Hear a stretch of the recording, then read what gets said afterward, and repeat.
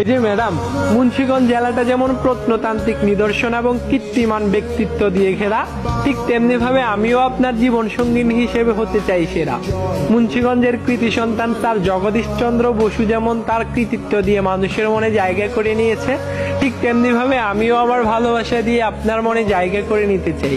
আমি আমার ভালোবাসার অনুভূতিগুলোকে ইদ্রাকপুর কেল্লার ফ্লোরের নিচে লুকিয়ে রাখা পোড়ামাটির কলসের মতো আপনার মনে সাজিয়ে রাখতে চাই। প্লিজ আপনি শ্রীনগর সড়কের তালতলা বেইলি সেতুর মতো আমার মনটাকে আঘাত করিয়েন না। সেটা যদি করেন তাহলে আমার মনটা পদ্মা নদীর ভাঙনের মতো ভেঙে চৌচির হয়ে যাবে এবং আমার মনে সবসময় টেঙ্গিবাড়ি উপজেলার দোকানের আগুনের মতো দাও দাও করে আগুন জ্বলতে থাকবে। বিশ্বাস করেন, আমি আপনার মনটাকে নিয়ে কখনো মুন্সিগঞ্জ স্টেডিয়ামের মতো করে খেলা করব না, আবার মুন্সিগঞ্জের নায়ক অনন্ত জলিলের মতো আপনার জীবন নিয়ে কখনো অভিনয় করব না।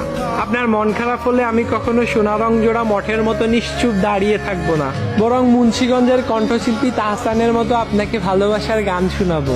বিশ্বাস করেন, আপনার জন্য আমার মনটা মুন্সিগঞ্জের ওয়াটার পার্কের মতোই সুন্দর এবং আড়িয়াল বিলের মতোই অনেক বিশাল।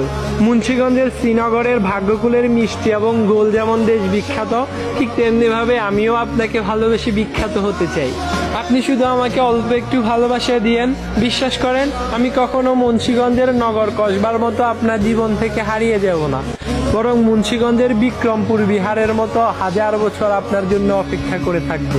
আপনার মান, অভিমান, রাগ সবকিছু আমি নীরবে সহ্য করে নিব, কিন্তু কখনো আপনাকে ছেড়ে যাব না।